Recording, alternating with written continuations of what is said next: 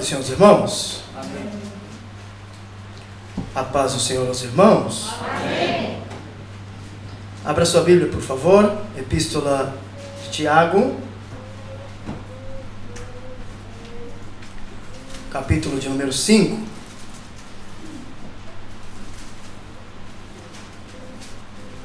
E hoje vamos falar a segunda parte deste capítulo, nesta mensagem, e iremos assim concluir esta série. Amém? Na última semana falamos sobre o dever de orar pelos que sofrem. Hoje nós vamos concluir este importante capítulo que nos traz uma importante lição sobre a oração. Capítulo 5, versículo 14 até versículo 16, nós vamos ler nesta manhã. Está alguém entre vós doente? Chame os presbíteros da igreja e estes façam oração sobre ele, ungindo-o com óleo em nome do Senhor. E a oração da fé salvará o enfermo, e o Senhor o levantará. E se houver cometido pecados, ser-lhe-ão perdoados. Confessai, pois, os vossos pecados uns aos outros, e orai uns pelos outros, para serdes curados. Muito pode, por sua eficácia, a súplica do justo. Amém? Em algumas traduções vai estar escrito que a oração do justo pode muito em seus efeitos. Podeis assentar?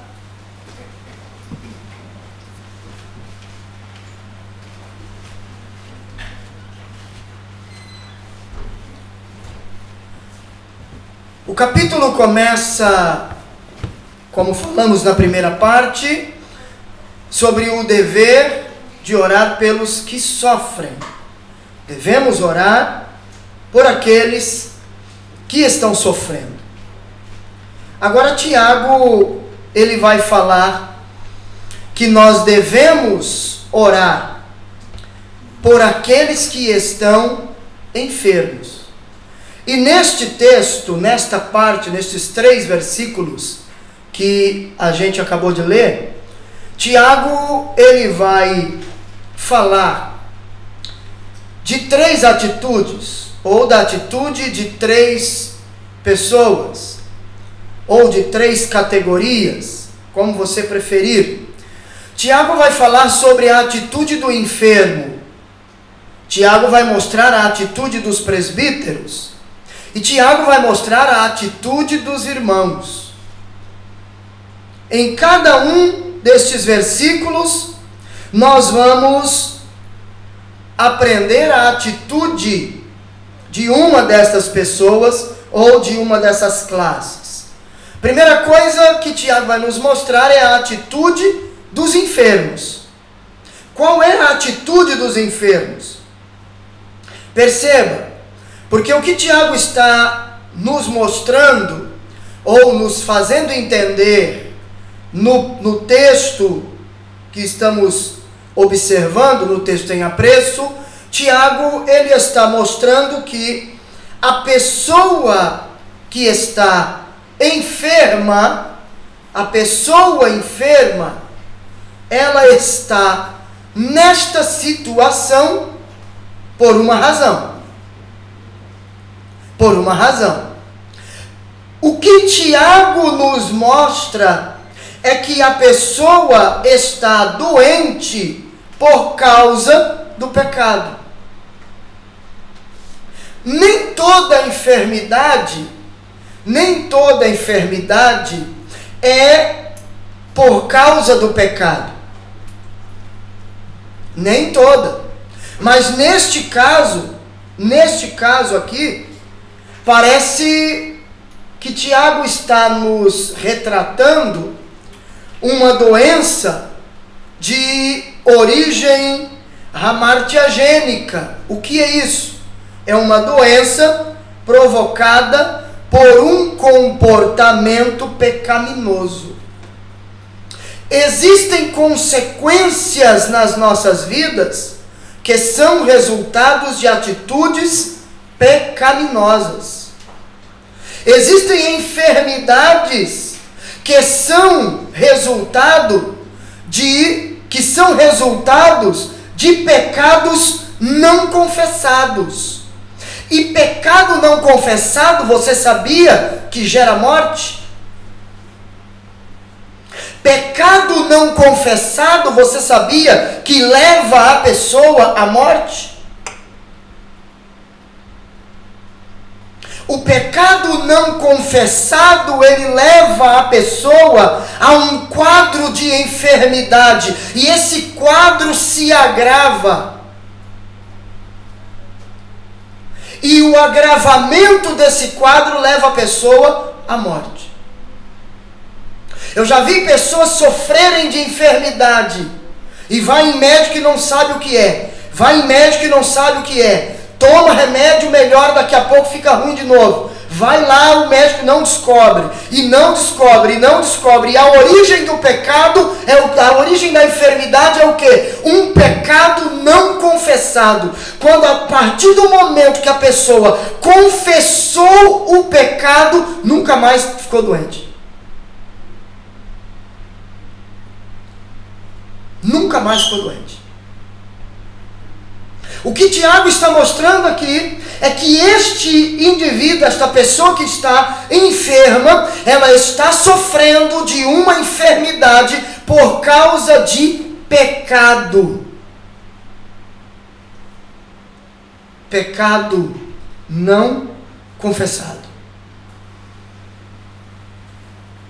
Às vezes nós achamos que o pecado não confessado, ele não traz consequências. E aí nós vamos vivendo a vida, e sabe por quê? Porque até o momento não aconteceu nada. A questão é que não aconteceu nada até aqui, e eu vou dizer, porque Deus está mandando eu dizer, não aconteceu nada mais grave até aqui, porque Deus está te dando a oportunidade de confessar o seu pecado.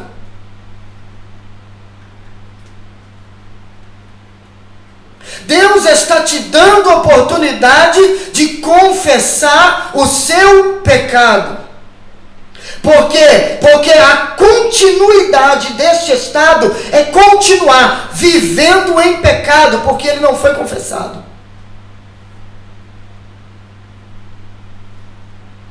E o pecado não confessado, não abandonado, tem como consequência a morte. Morte espiritual e morte física.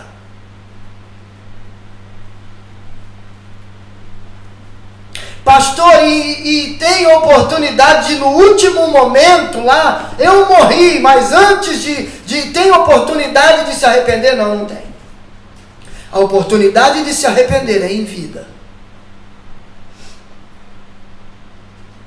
A oportunidade de se arrepender é enquanto você tem vida. Tiago está tratando da origem da enfermidade.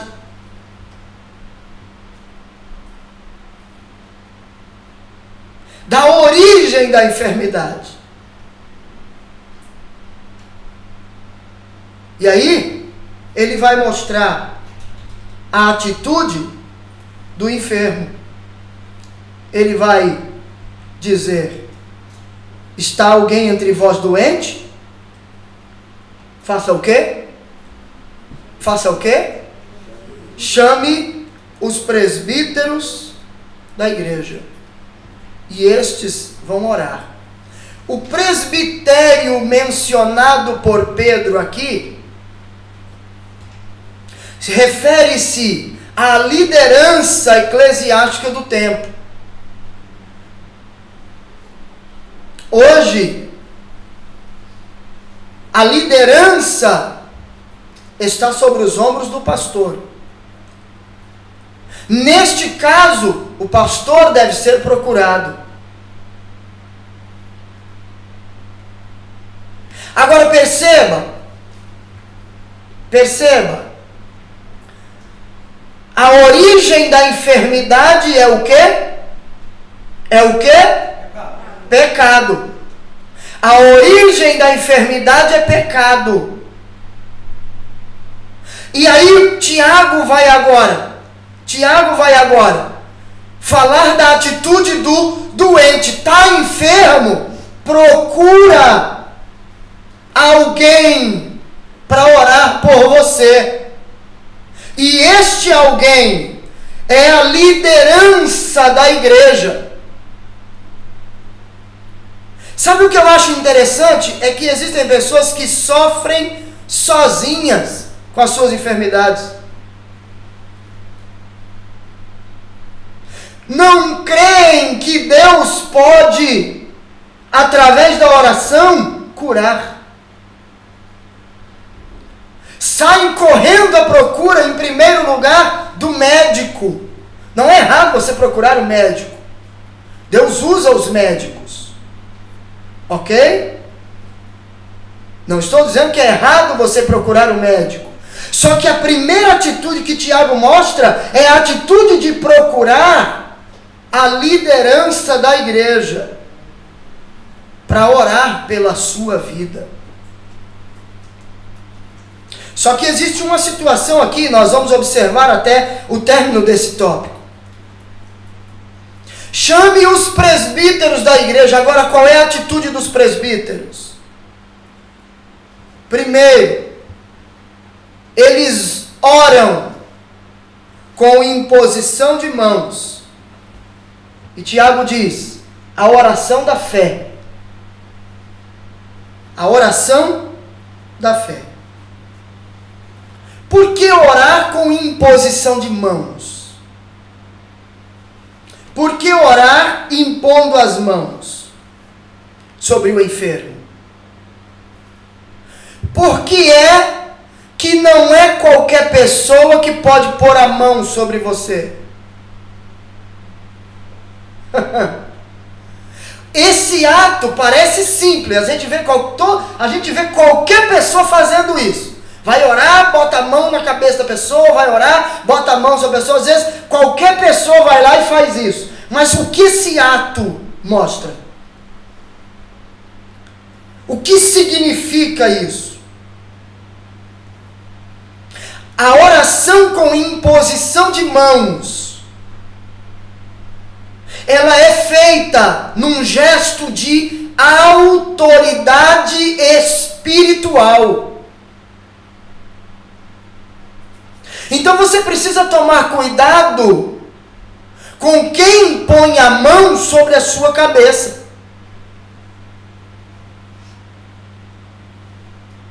Outra coisa, nós estamos revestidos de autoridade dada por Deus para orar pelo enfermo. E aí eu vejo às vezes as pessoas botam a mão no ombro, levanta a mão, vai orar pelo enfermo, e o enfermo vem à frente, e às vezes obreiros vão orar e levanta a mão. Não, é para impor as mãos sobre a pessoa. Por quê? Porque estamos revestidos de autoridade espiritual. Deus nos deu autoridade. Agora, por que não é qualquer pessoa? Porque nem todos foram revestidos de autoridade. E a gente vê as pessoas brincarem com isso hoje.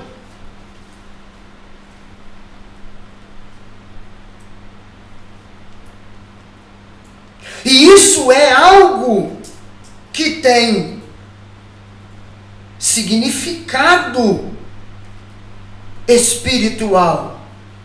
Você tem autoridade. Nós temos autoridade. Então nós vamos impor as mãos sobre o enfermo. É a primeira atitude dos presbíteros, da liderança. E aí Tiago fala da oração da fé. O que é a oração da fé? Ô, irmão, eu vejo umas pessoas hoje, e no meio cristão, usarem algumas expressões que eu procuro na Bíblia e eu não encontro. Por exemplo, aonde está na Bíblia que existe oração forte e oração fraca? Não há na Bíblia.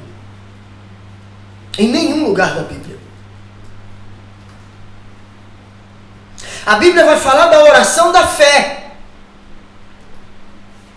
A Bíblia não menciona a oração forte. Às vezes a gente vê pessoas dizerem assim: não, mas fiz lá uma oração forte. Outro diz: a oração não foi forte, foi uma oração fraca. Oração é oração, irmão. O que muda é a atitude de quem ora. Tiago menciona a oração da fé. O que é a oração da fé? É a oração feita, presta atenção, é a oração feita na plena convicção da vontade de Deus. Qual é a vontade de Deus? Eu vou orar por um enfermo. Ah, mas eu não sei se é a vontade de Deus curar ele. A vontade de Deus para o enfermo, ela está expressa nas Escrituras. Jesus disse: vocês irão impor as mãos sobre os enfermos e eles serão curados. Então, ainda se Deus quiser me curar, Deus quer curar. Agora nós precisamos crer. A autoridade foi dada a nós. E como autoridades diante de Deus e diante dos homens, nós impomos as mãos sobre o enfermo, colocamos a mão sobre o enfermo, oramos, e o Senhor pode curar. Agora, você pergunta: por que às vezes Deus não cura? E eu poderia falar isso com você por horas. Por que Deus não cura? Mas eu vou citar uma única razão, dentre tantas. É a ausência de fé.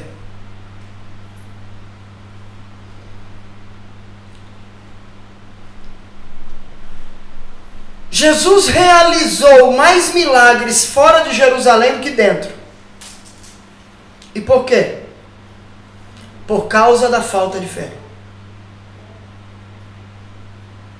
Jesus realizou milagres em terras estrangeiras que ele não realizou dentro de Israel. Por causa do quê? Da falta de fé. O problema é que no nosso caso a ausência de fé em nós leva-nos a desagradarmos a Deus.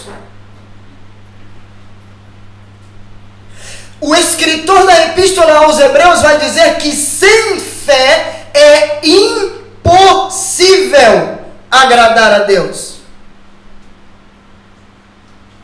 É impossível agradar a Deus.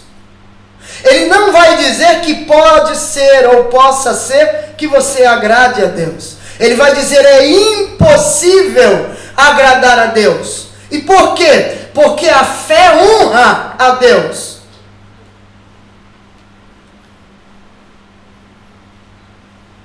Então, quando eu me aproximo de Deus, mas eu não me aproximo dele com fé, eu não o agrado. Por quê? Porque eu estou desconfiando do poder de Deus. Eu estou em uma determinada situação e que exige fé, mas eu não tenho fé. Então eu começo a fazer com as minhas próprias mãos. Eu não agrado a Deus. A fé é algo tão importante que Jesus, durante o seu ministério terreno, por diversas vezes exortou os seus discípulos a que tivessem fé. Ele disse: se vocês tivessem fé, como um grão de mostarda, e sabe o que é interessante? É que Jesus vai na veia. Ele diz: se vocês tivessem fé, como um grão de mostarda, ele diz que a fé daqueles que estavam ali perto dele era menor que o menor grão que havia naquele tempo. O grão de mostarda. Se vocês tivessem fé do tamanho ou como um grão de mostarda, vocês iriam dizer ao monte: passa daqui para acolá. Se não duvidar no seu coração, vai acontecer. E isso é interessante. Porque Jesus, ele mostra o segredo da fé. Dizer que tem fé, todo mundo diz. Eu tenho fé, eu creio. Eu creio que Deus vai fazer um milagre na minha vida, eu creio. Eu creio que Jesus vai mudar o quadro da minha vida. Ah, eu estou na prova, mas eu creio que Jesus vai mudar. Quem crê? Ninguém? Quem crê? Só que Jesus, ele mostra o segredo da fé. Jesus, ele mostra a evidência da fé. Como? Se você disser e não duvidar. Por quê? A dúvida, ela mostra falta de fé. Quando eu falo sobre isso, eu sempre menciono quando eu me casei. Porque quando eu me casei, a minha esposa queria casar no dia do aniversário dela, e a gente não tinha nada. Absolutamente nada. Nada. E eu disse a ela: pois nós vamos nos casar no dia do seu aniversário. Ela até disse: como? A gente não tem nada. Eu disse: fique tranquila. Fui orar a Deus. Ô irmão, o que você tem que fazer quando você vai pôr um propósito diante de Deus? Orar, falar com Ele. O que você tem que fazer quando você aquilo que você precisa foge ou está longe do seu alcance? Orar. Se você não ora, você não vê as coisas acontecer. Orar e orar com fé. Eu fui orar. E quando eu comecei a orar, o Senhor começou a falar comigo. E Ele me mandou colocar num papel, fazer uma lista de tudo o que eu queria dentro de casa. Tudo. Falei com ela: faz uma lista de tudo que você quer. Ela deve ter pensado: você está doido. Endoideceu de vez. Vou casar com um camarada que perdeu o juízo. Perdeu os parafusos. Eu disse a ela: faça a lista. Mas não, faça a lista. E ela botou tudo no papel. Eu botei tudo no papel. E aí eu disse: e agora, Jesus? O Senhor disse: agora? Agora ora. Fui para o monte orar. E eu ia para o monte toda semana, sexta-feira, com os irmãos. E toda sexta-feira eu levava aquela lista dobradinha no meu bolso, chegava lá em cima, eu começava a orar, eu começava a interceder, eu começava a clamar a Deus. Só que o casamento ainda não estava marcado, e quem tem fé tem que agir, sim ou não? Sim ou não? Sim. Chegou no mês de janeiro, eu fui no cartório e marquei o casamento pro dia do aniversário dela. Aí ela diz: endoidou de vez mesmo. Porque enquanto não estava marcado, pode mudar. Ah, não deu. Não tem problema, adia. Não tem problema, vamos levar mais adiante. Só que marcou, acabou. E eu fui no cartório e marquei o casamento para a data. E ela disse, a gente não tem nada. Eu falei, fique tranquila, vamos orar. E começamos a orar. Ela na casa dela, eu na minha, e eu no monte, e na vigília, e orando. Daqui a pouco Deus começou a agir. Daqui a pouco Deus começou a usar pessoas.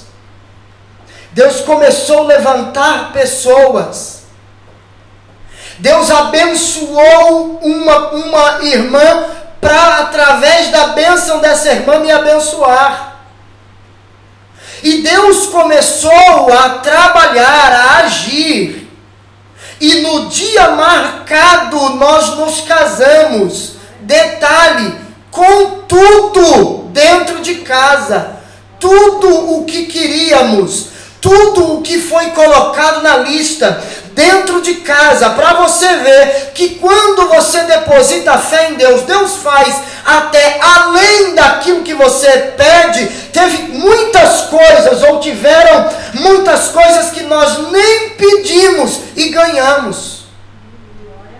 E ganhamos. Sabe por quê? Porque a fé honra a Deus. Um casal de amigos vieram falar comigo depois, e a esposa do rapaz disse, irmão Hélio, eu admiro a sua fé, porque você não tinha nada, vocês não tinham nada, e o irmão foi lá, marcou o casamento, e vocês se casaram na data marcada. Eu disse, servimos a um Deus grande, e o que Deus quer de nós é que nós creiamos nele. Quando cremos nele, quando depositamos a confiança nele, ele cuida das nossas vidas. Ele cuida de nós. Não quer dizer isso que nós não vamos passar por tribulações. Vamos passar por tribulações, mas a grande questão é que nós não vamos sucumbir em meio às provações, às tribulações. Deus estará conosco, Deus cuidará de nós. Agora o que nós temos que ter é fé, é confiança, é fidelidade a Deus. Não adianta você dizer que tem fé e viver em pecado, como o caso desse rapaz, dessa pessoa que Tiago cita. Mas a atitude dele foi procurar os presbíteros, e os presbíteros ou a liderança da igreja vão, primeira coisa, orar. Orar com fé. Olha o que a Bíblia vai dizer aí, na primeira epístola de João. Abra, por favor. Primeira epístola de João, capítulo de número 5, e os versículos 14 e 15. A Bíblia diz-nos assim: esta é a confiança, e esta é a confiança que temos para com Ele, que se pedirmos alguma coisa, segundo a sua vontade, Ele nos ouve. E se sabemos que Ele nos ouve, quanto ao que lhe pedimos, estamos certos de que obtemos os pedidos que lhe temos feito. Olha aqui, porque João mostra algo interessante. João mostra, primeira coisa, a atitude, o sentimento em mim, a confiança. Eu confio. Eu confio. Qual é a confiança que nós temos nele? No Senhor. Se pedirmos alguma coisa, e esta coisa que pedirmos estiver ou for segundo a vontade de Deus, O texto diz que ele o quê? Ele o quê? Você pode fazer muito melhor do que isso. Ele o quê? Nos ouve. Ele nos ouve. E a palavra ouvir aqui, no texto original do grego, ela tem o sentido de ouvir para cumprir.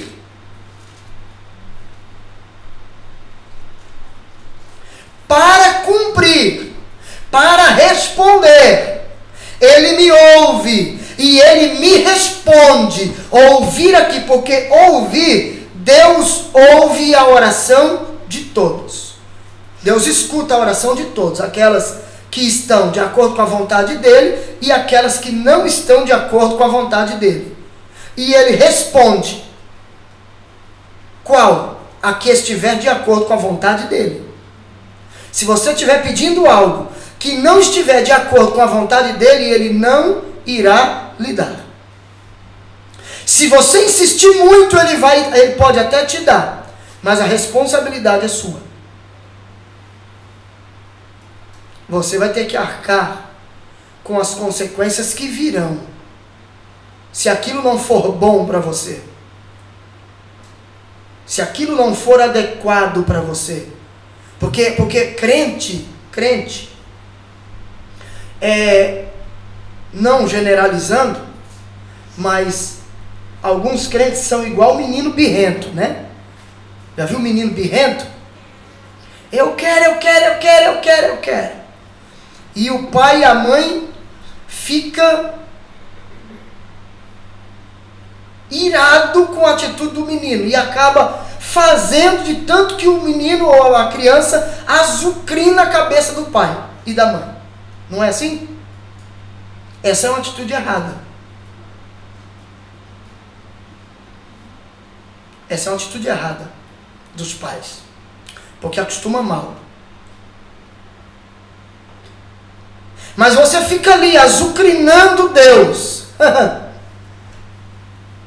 E Deus, que sabe que aquilo não vai ser bom para você, Ele não te dá. E você insiste. Deus acaba permitindo, não segundo a sua vontade soberana, mas aí entra em ação a vontade permissiva de Deus. Deus permite. E aquele algo que Deus te dá traz prejuízo para aquele algo que você agora obtém com a permissão de Deus, traz prejuízo para a sua vida. Aí você vai murmurar de Deus. O Senhor me deu, e olha agora, o erro foi seu. Quantas vezes Deus disse não? E você insistiu. Quantas vezes Deus disse não? E você ficou ali. Deus permitiu. Agora tem consequência. Deus estava querendo te poupar de um sofrimento, mas você faz questão de sofrer. É a mesma coisa, Deus fala conosco através de sua palavra para nos poupar de um sofrimento, se nós obedecermos a Ele. Mas a gente às vezes faz questão de sofrer. Não, Zé José, eu quero sofrer. É igual aquelas pessoas que dizem assim, nem que seja para eu quebrar a cara, mas eu tenho que fazer. Eu não sei que nível é esse de QI. Eu não consigo entender.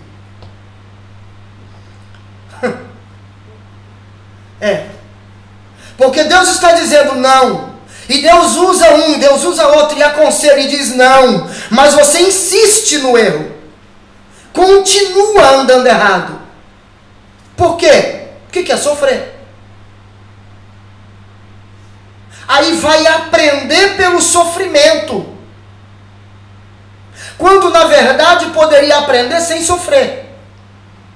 Mas a gente parece que gosta de sofrer. Quem gosta de sofrer? Quem gosta de sofrer, diga amém. Ah não, por que não obedece o que a Bíblia ensina? Por que não obedece o que Deus tem falado com você? Por que continua fazendo errado? Eu sei que o que eu estou fazendo é errado, mas continua, não muda. Eu costumo dizer que são pessoas desprovidas de inteligência quem age assim. Quando você erra sem saber que está errando é uma coisa. Você errar tendo plena consciência de que está errado é outra.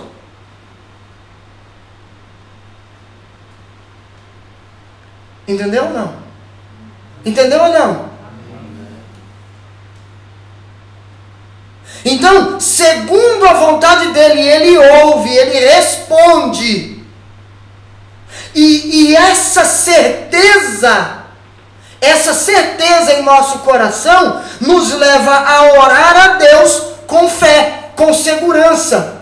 Quando você está seguro de que aquilo que você está pedindo está de acordo com a vontade de Deus.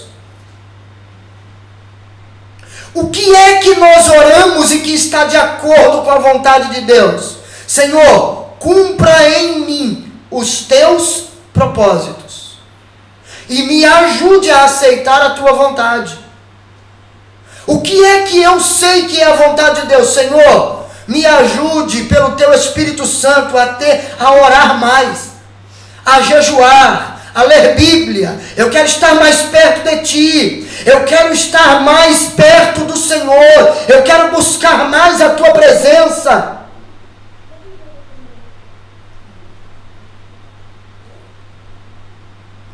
Agora aí tem gente que ora e diz assim: Senhor, eu quero ir embora. Aí já muda de figura. Porque essa é a vontade de Deus. Deus respondeu? Disse sim? Não, Deus não disse nada. Então fique quieto. Continue orando.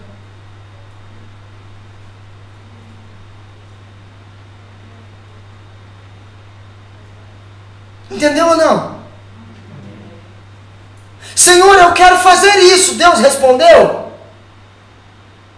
Existem coisas que Deus vai responder e existem coisas que é você que vai pensar. Existem coisas que Deus vai dizer a você faça e existem coisas que Deus vai mostrar a você de alguma maneira que não é para você fazer ou que é para você fazer. E aí, quando eu oro, eu preciso estar atento a tudo o que acontece em meu redor. Por quê? Porque Deus pode estar falando comigo, me mostrando algumas coisas através de algumas situações. Sabe quando isso acontece? De uma forma muito clara. A pessoa está orando e quer casar. Aí diz assim: Senhor, esse é o indivíduo, o camarada que o Senhor preparou para mim? É esse que o Senhor quer que eu case com ele? Aí, o que vai acontecer? Me mostra, Senhor, me mostra, esse é essa. O que vai acontecer? Deus vai mostrar. Deus pode usar situações, mostrar comportamento, atitudes. E aí você vai dizer: nossa, eu não gosto dessa atitude do fulano, da fulana. Não gosto. Ah, mas eu vou casar assim mesmo porque pode melhorar. Deixa de ser cego.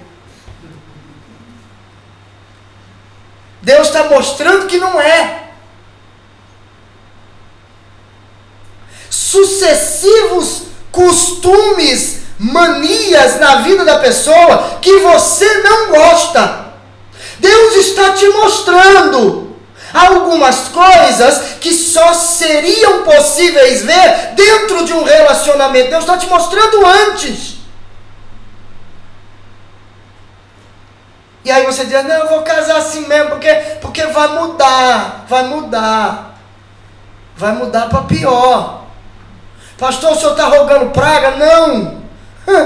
Eu estou mostrando a evidência clara que Deus te mostrou e que você não quer ver, não vai mudar a atitude da pessoa. Deus está te mostrando. Eu citei um exemplo ontem na sala de aula do curso teológico. Você está orando por um emprego, você quer saber se esse emprego é de Deus ou não. E aí o horário desse emprego, o ganho é bom, mas o horário desse emprego, desse trabalho, vai impedir de você estar no culto, servir a Deus, estar na igreja. É de Deus? Não, não é. Aí você diz, não, pode ser de Deus, porque o salário é muito bom, o salário é bom, mas ele vai tirar você da presença de Deus. Não, mas eu oro em casa. Mentira, ora nada. Você vai orar no primeiro dia, no segundo, talvez na primeira semana, com muito esforço no primeiro mês, mas depois disso já era, acabou. Não vai. Não adianta você dizer que vai. Sabe o que acontece hoje? É que a gente, quando quer lutar contra a vontade de Deus, a gente arruma inúmeros argumentos. A gente diz assim, não, mas dá para eu ir. É igual o camarada que vai trabalhar aqui num horário que ele até poderia vir para o culto, e do culto ele ir trabalhar. Aí ele diz assim, não, mas eu vou para o culto, pastor, e de lá eu vou trabalhar. Vem o primeiro mês, no segundo já começa a faltar. No terceiro, então, piorou. No quarto, nem me viu. No quinto, desapareceu até da semana que ele não está de noite. No sexto, desviou por completo. No sétimo, voltou a praticar as coisas que praticava antes. Por quê? Porque a Bíblia diz que um abismo chama outro abismo. Se você está vendo que aquilo vai te tirar da presença de Deus, não entre. A Bíblia diz que a bênção de Deus enriquece e não acrescenta dores. Se aquilo está tirando você de servir a Deus, não vem dele. Deus jamais lhe dará alguma coisa que te afastará da presença dele. Jamais.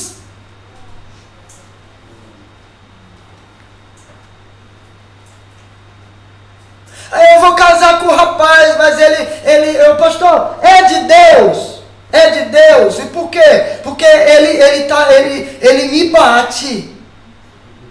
Está batendo enquanto namora. Mas ele te bate. Ele bate em mim, ele bate até na mãe. É mesmo, é? Ele bate na mãe dele. E você vai casar com ele? Eu amo ele, então casa logo, pelo amor de Deus, porque essa mulher precisa se livrar disso. Deus está mostrando, o indivíduo não respeita a mãe, bate na mãe. Você acha que você vai casar com ele e ele não vai te bater? Ele simplesmente vai mudar a pessoa, o alvo, o sparring. Vai mudar. Não vai ser mais a mãe, vai ser você. Mas eu creio que ele vai mudar. Não vai mudar. Deixa de ser faltosa de inteligência. Ele não vai mudar. Existem coisas que estão claras diante dos nossos olhos. Existem coisas que estão claras diante dos nossos olhos. E às vezes a gente não enxerga. A gente finge que não vê. E a gente está ali orando a Deus, pedindo, Senhor, me dá, eu quero, menino birrento. E Deus está dizendo, não é assim, não faça, não é esse o caminho. Deus está dizendo, conserta, muda o caminho. E você diz, não, eu vou seguir assim mesmo, porque tá bom, está dando certo. Nem tudo que está dando certo está certo. Ninguém descobriu, você que pensa. Jesus já sabe há muito tempo. Ele está te dando oportunidade. Agora, se você quiser permanecer no erro, não tem problema. Ele vai tirar. Ele vai desacortinar e mostrar a vida que você está vivendo de engano. Fé. Orar com a certeza de que o que eu estou orando é a vontade de Deus para a minha vida, me dá segurança para orar. E eu vou orar e eu sei que Deus vai me responder. Sim ou não? Mas qual é a segunda atitude dos presbíteros? Eles ungem o enfermo com óleo em nome do Senhor. E aí aqui tem um negócio interessante. Aqui tem uma coisa interessante. Porque Tiago diz o quê? Tiago diz, chame os presbíteros da igreja e eles vão fazer o quê? Eles vão orar, ungindo com óleo em nome do Senhor. E a oração da fé salvará o doente. Segura. Tiago faz questão de mencionar o quê? O que é que salva? O que é que vai curar? A oração da fé. Ué, mas não é o óleo? Não é o óleo? Mas não, tem certeza que não é o óleo? Não, pastor, Tiago diz que é a oração, mas eu, olha, você não está errado, tem certeza? Você tem certeza que você não está equivocado, não é o óleo? Criou-se nos nossos dias um misticismo com relação ao óleo. Já começa pela maneira de dizer. A pessoa diz óleo ungido e não existe óleo ungido. Existe óleo para unção. Óleo ungido não existe. O misticismo ele é tão grande que a pessoa pega o óleo e leva para casa, para ungir as paredes da casa, para ungir o travesseiro do marido para ele se converter, o travesseiro da esposa para ela se converter, para ungir isso e ungir. E isso é misticismo. Isso não é bíblico. Isso não tem resultado. Não tem fundamento bíblico. O óleo para unção no Novo Testamento, ele é mencionado aqui, e ele é usado para ungir pessoas com enfermidade. Se a pessoa quiser ser ungida, porém, a Bíblia diz que o que vai salvar o doente é a oração, não é o óleo. Eu posso orar por pessoas enfermas aqui e não ungir ninguém e Jesus curar. Como eu posso orar por pessoas enfermas aqui, ungir todo mundo e Jesus curar. Como eu posso orar e ungir e orar com unção, com o óleo de unção, e orar sem o óleo de unção e Jesus não curar ninguém? O que cura é a oração da fé, não é o óleo. E algumas denominações vão muito além, elas distribuem óleo para os crentes na igreja, para os membros da igreja. Leve para sua casa, unja isso, unja aquilo. Olha, está aqui, compre aqui o óleo que vem não sei da onde e leva lá para sua casa. Você vai ungir a sua casa, e a prosperidade vai chegar, a bênção vai chegar. Mentira! Mentira de Satanás. Não vai acontecer, porque não tem respaldo bíblico. Mentira. Pastor, não pode, essa mensagem vai para o YouTube, e é bom que vá, e é bom que um caminhão de gente assista. Por quê? Porque nós temos que voltar à palavra. A igreja de Deus precisa se voltar à palavra e acabar com esses misticismos no meio da igreja. Não é isso que vai curar, não é óleo que vai salvar, não é óleo que vai prosperar a sua vida, é a oração da fé, é a intimidade com Deus, pessoa que compra esses óleos nessas igrejas por aí, leva lá, unge a casa inteira, não acontece nada. Por quê? Porque a pessoa vai lá, unge a casa inteira, e no dia seguinte está pecando, está vivendo uma vida de pecado. Deus não vai abençoar. Nós precisamos entender que vida com Deus é diferente, é muito além de símbolos.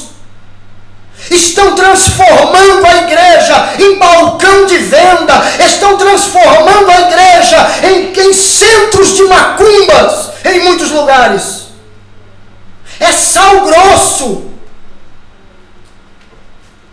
para jogar na casa, porque vai nada.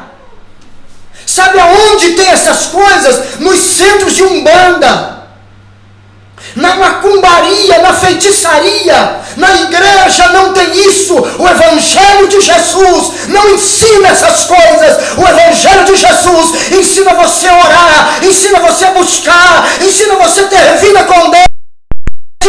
Levanta a mão, adore esse Deus nesta manhã.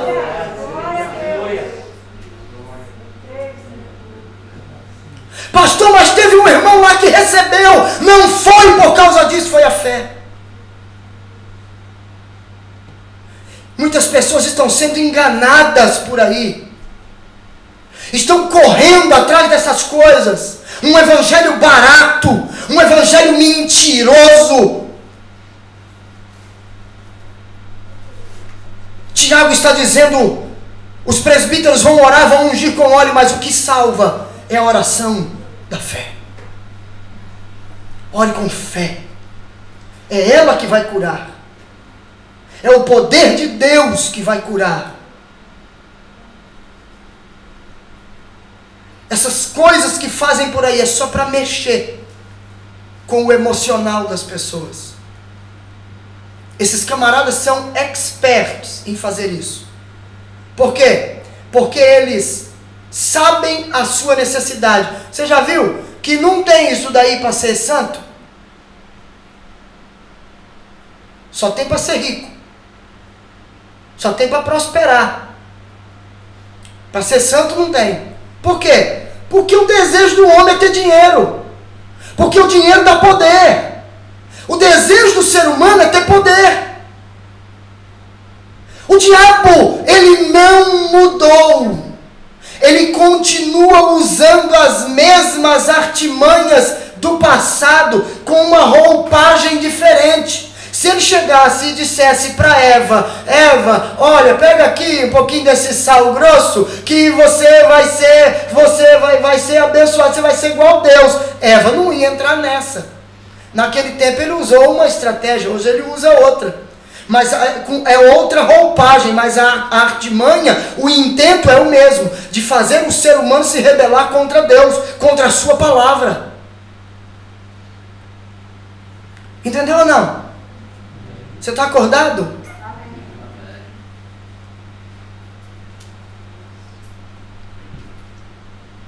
Você pode ver que nesses lugares não se prega nem a Bíblia. Porque se pregar, vai ter problema. Eles pregam frações da Bíblia. Que concordam com aquilo que eles querem que você faça. Só isso. A Bíblia, não prega. Mentira. Terceira atitude é a atitude dos irmãos. Qual é a atitude dos irmãos? Confessar os seus pecados. Não adianta procurar a liderança da igreja, receber a oração, se a origem do problema ainda está lá. Sabe qual que é o nosso problema hoje? A gente quer o remédio. A gente quer o remédio para tratar a febre. Mas o que está causando a febre? A gente quer o remedinho para o efeito, não quer o remédio para a causa. A causa da febre é uma inflamação em tal lugar. Então nós vamos tratar a inflamação, não a febre. trata a inflamação, desinflamou o órgão, desinflamou o local, pronto. A febre desaparece. Sim ou não? Sim ou não? Qual é a origem da enfermidade, segundo Tiago? Pecado. Vá, está doente, procure os presbíteros, eles vão orar e ungir. A oração da fé salva o doente. Aí ele diz: confessai os vossos pecados uns aos outros. Confessai os vossos pecados uns aos outros. Se eu pecar contra o meu irmão, eu tenho que procurar o meu irmão e me consertar com ele. Se é um pecado que fere a santidade da igreja, então eu tenho que procurar a liderança da igreja e confessar o meu pecado.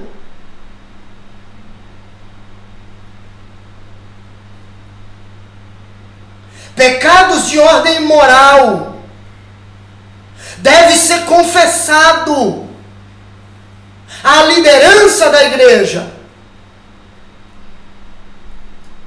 Não adianta, você sabe, você está sofrendo por causa do pecado, e aí você recebe a oração, a unção, procurou o irmão, a liderança da igreja, mas não confessou o pecado, permanece nele, não vai haver cura.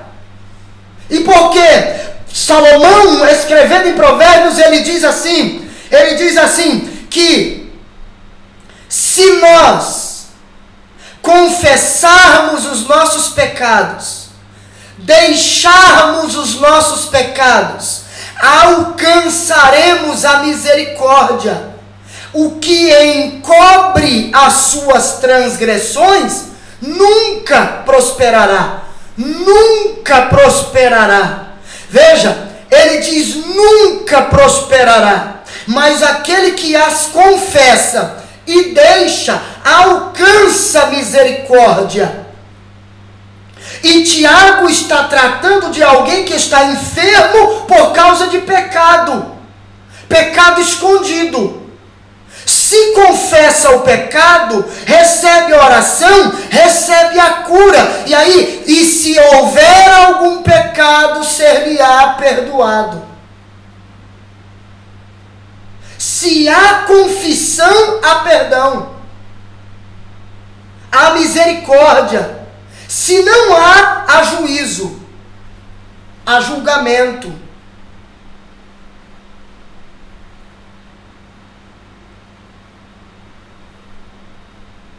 Entendeu ou não?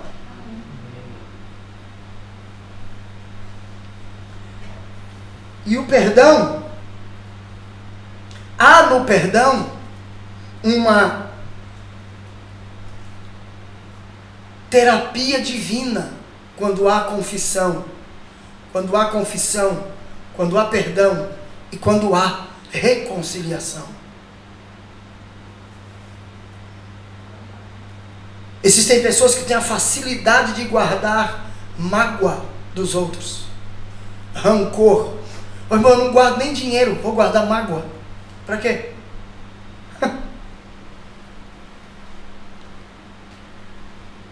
Eu não perdoar o irmão é como eu tomar um copo de veneno e querer que ele morra.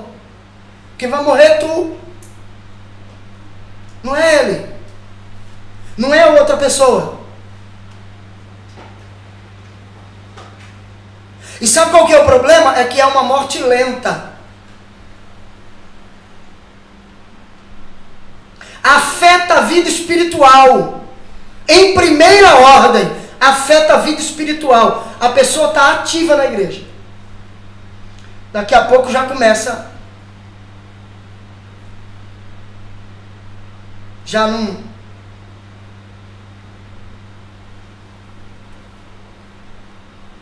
não quer mais saber. Já não vem sempre. Está ativo, todo o trabalho. Daqui a pouco começa a capengar. Vai deixando um, vai deixando uma coisa, vai deixando outra. vai deixando o outro, daqui a pouco está afastado. Isso chama-se apostasia espiritual. E Paulo, quando escreve a sua carta a Timóteo, ele trata isso. Apostasia espiritual. A apostasia, ela acontece de forma gradativa. Um pouco hoje, um pouco amanhã, um pouco depois, até que se desvia por completo. A mente está cauterizada, e a pessoa com a mente cauterizada, se não houver uma intervenção divina, o seu estado é irreversível. Você aconselha, você orienta, você mostra, você fala e não muda. A mente está cauterizada. Se não houver um arrependimento, uma mudança de conduta, de direção, e se voltar a Deus e houver uma intervenção divina, não há mudança.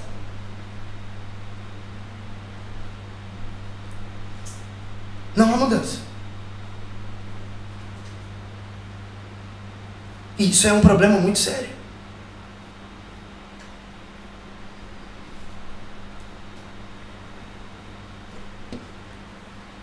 Tiago vai mostrar nos versículos 17 e 18 que nós devemos crer na eficácia da oração. Olha os versículos 17 e 18.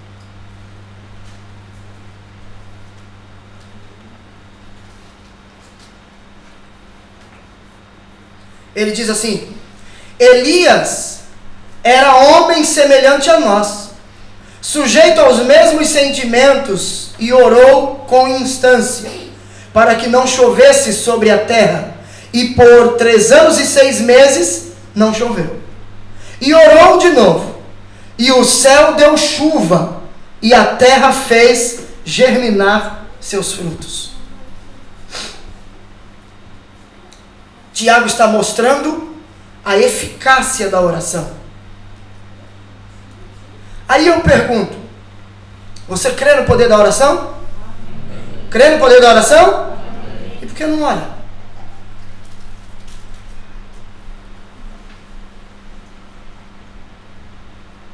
Por que não ora? Nós temos uma arma poderosíssima nas mãos, que é a oração, e a gente não sabe usar. A gente vive igual galinha da Angola. Tô fraco, tô fraco, tô fraco, tô fraco, tô fraco.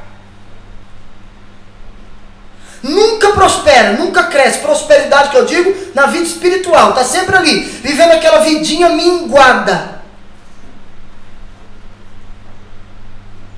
Ah, eu não consigo ler a Bíblia, eu não consigo estudar, eu não consigo fazer isso, eu não consigo fazer aquilo. Vai orar. Ah, mas eu não consigo orar 1 hora. Quem é que está dizendo que você tem que orar 1 hora?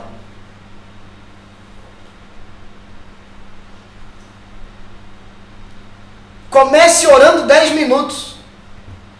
Daqui a pouco você vai orar 15.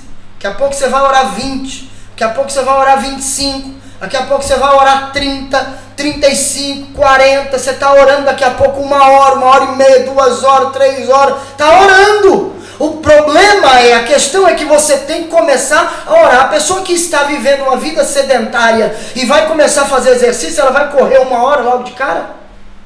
Ela pode até fazer, no outro dia ela não levanta nem da cama. Morreu. Desmaiou na cama. Não, você vai começar caminhando. Se você não está fazendo nada de exercício, por que vai começar correndo? É uma incoerência. O indivíduo está parado e vai começar a correr. Não, ande. Comece andando. Ande 10 minutos. Ande 15. E assim sucessivamente. Aumente o ritmo. Quando você estiver andando um bom tempo, um bom período, numa boa velocidade, então você começa a correr. O que nós chamamos, quando eu jogava futebol, nós começa a trotar devagarzinho. Você não vai começar correndo igual o Bolt. Não, você vai trotando e aumentando o ritmo. O aumento tem que ser gradativo. A mesma coisa é a vida de oração. Você não tem costume de orar, não vai começar orando 1 hora. Você vai começar orando 10, 15, 20 minutos. Pouco a pouco vai aumentando. E aumenta, quanto mais aumenta o seu tempo de oração, mais aumenta a sua vontade de orar. Você vai perceber isso. Você não lê a Bíblia, aí você quer começar lendo o Salmo. 150 salmos. Eu vou ler tudo num dia. Beleza, ótimo, maravilha. Passa o resto do ano sem pegar a Bíblia para ler. Não adiantou de nada.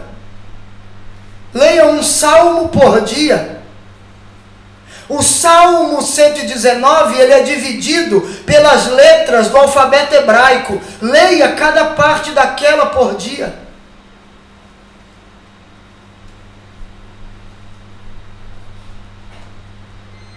E aí você vai conseguir ler o Salmo 119 inteiro. E aí você segue. Tudo tem que ser aos poucos. Agora você tem que entender que a oração, ela tem poder. Ela é eficaz. A oração tem poder. E Tiago cita o exemplo de Elias e diz: era um homem sujeito às mesmas paixões que nós. Ou seja, era homem de carne e osso como nós somos. Mas ele orou com fé e não choveu. 3 anos e 6 meses. Ele orou de novo e Deus mandou chuva. A oração. Ah, mas isso foi naquele tempo. E eu pergunto, Deus mudou? Deus mudou? Quem mudou fomos nós. O comprometimento que Elias tinha com Deus é totalmente diferente do comprometimento que você tem com Deus. Da intimidade que você tem com Deus. O texto vai dizer no livro de Números que Moisés falava com Deus face a face, como qualquer fala com seu amigo. Isso mostra o quê? Intimidade. Deus mudou? Deus continua o mesmo, querendo intimidade com o homem, com o ser humano. O ser humano é que não quer intimidade com Deus. Por quê? Porque a intimidade com Deus revelará a podridão que há dentro de mim. E eu não quero que isso seja exposto. A intimidade com Deus trará luz à escuridão que há dentro de mim. E a gente se engana, porque a gente pensa que eu não vou orar muito não, porque daqui a pouco o meu pecado vai ser revelado. Deus vai revelar o teu pecado do mesmo jeito. Do mesmo jeito Deus vai revelar o teu pecado. Escute, preste atenção. Deus está falando, te dando a oportunidade de se arrepender. Quando Deus revelar o teu pecado, não venha dizer que Deus não envergonha ninguém. Deus está falando. Deus está falando. É melhor confessar antes, sofrer, passar a vergonha aqui, do que ser envergonhado no tribunal de Cristo. Primeiro a vergonha começa no arrebatamento. Todo mundo sobe, você não. Depois a vergonha se estende ao tribunal de Cristo. Porque aqueles que não forem arrebatados, aqueles que não se salvarem na grande tribulação, passarão pelo tribunal de Cristo. E no tribunal de Cristo, o Senhor vai separar e destinar ao lago de fogo e enxofre aqueles que não quiseram compromisso com Ele. E você vai dizer: Senhor, eu! E Ele vai abrir como que um telão do céu e mostrar toda a sua obra, todas as suas atitudes, todo o seu pecado. O que você não quer revelar aqui será revelado naquele dia. E é muito pior, porque será revelado e te destinará a uma eternidade sem Deus. É ceia, é culto de ceia. já começa aqui, participar da ceia de forma indigna, participar da ceia em pecado, com mágoa no coração, com pecado escondido, não confessado, com a vida de mentira e de engano, sem pedir perdão a Deus.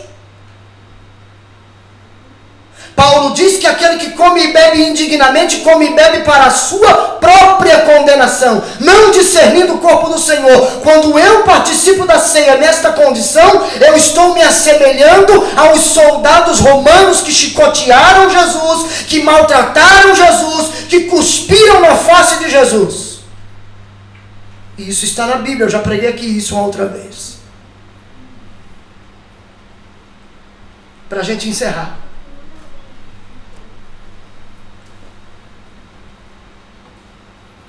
Nos versículos 19 e 20, Tiago vai nos dizer que nós devemos nos esforçar pela restauração dos desviados. Foi dada à igreja esta missão: pregar, ganhar almas. Através do Evangelho, tirar as pessoas da vida de pecado. Pastor, a Bíblia, o texto aí, o ponto está falando de desviado. É só quem está lá fora da igreja? Tem desviado dentro da igreja também.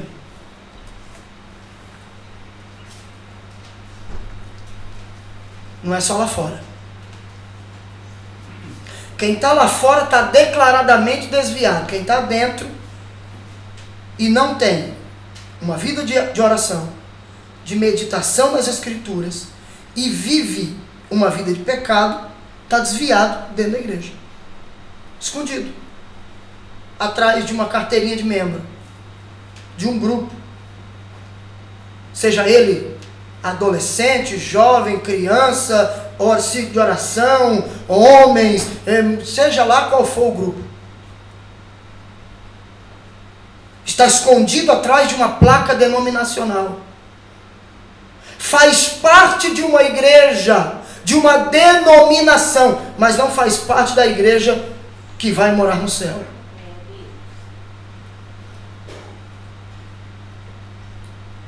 Sabe por que eu ensino a Bíblia?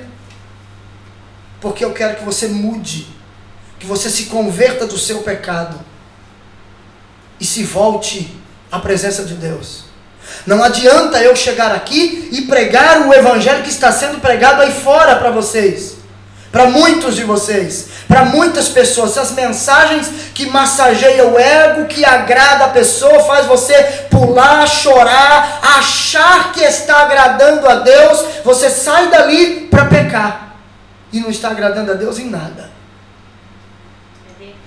Pelo contrário, está caminhando para a condenação eterna, dia após dia. Não é essa a vontade de Deus. E não foi para isso que o Senhor me chamou. Você pode até não gostar da mensagem, eu não estou nem aí para isso. Estou nem ligando. Não foi você que morreu por mim? Foi Jesus. O que importa é eu chegar na minha casa e mais tarde eu colocar a cabeça no travesseiro para dormir com a consciência, o sentimento de dever cumprido. Estou ensinando a verdade, quer você goste ou não. Eu estou ensinando a palavra que gera vida. Mas gera vida para quem ouve. Jesus também pregou duro. E as pessoas foram embora, a multidão começou a ir embora. Pedro disse: esse sermão do senhor aí é muito duro, o povo está indo embora. Desde aquele tempo já tinha esses que se preocupavam. O pessoal está indo embora, não aguenta, teu sermão é muito duro. Jesus olhou para Pedro e para os discípulos e disse: vocês querem ir também? Pode ir. Estou preocupado? Tá não, tchau. Vá. Aí Pedro, eu costumo dizer, claro que não estou de brincadeira, que tinha momento que Pedro se fazia de besta, mas ele não era besta. Pedro Pedro se fazia de besta. Pedro diz assim: Senhor, esse teu sermão é muito duro, eles estão indo embora. Ou em outras palavras, Senhor, dá uma mensagem aí mais doce. Pouquinho assim de açúcar, só um pouquinho de mel, para adoçar. O povo está indo embora, ninguém vai querer ficar. Ou se o senhor vai ficar sozinho, eles estão indo embora. Jesus disse: vocês querem ir? Pode ir, vai, tudo, corra, vamos. Aí Pedro diz: não deu certo. Aí Pedro diz assim: Senhor, para quem iremos nós? Tu tens as palavras de vida eterna. Ele está dizendo: a palavra é dura, a mensagem é dura, mas é de vida. A mensagem me confronta, Pedro está dizendo, mas é mensagem de vida. Ele está dizendo: a mensagem não massageia o meu ego, ela não é doce ao meu paladar no momento em que eu a recebo, mas ela é de vida, e ela não é simplesmente de vida, ela é de vida eterna. Só o Senhor é que tem as palavras de vida eterna. Pode ser dura, pode não ser agradável aos teus ouvidos no momento em que você ouve, mas ela é a palavra que gera vida e vida eterna.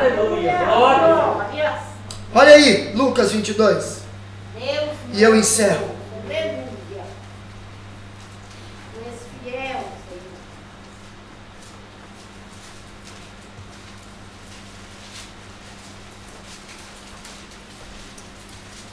Lucas 22.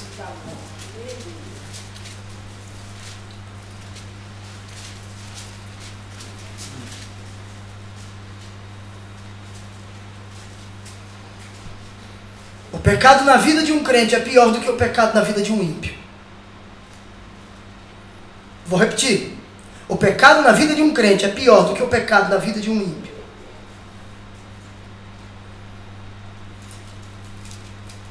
Há um perigo da pessoa se desviar de verdade. E assim como Jesus, nós devemos ajudar as pessoas a não se desviarem. 22 de Lucas, versículos 31 e 32.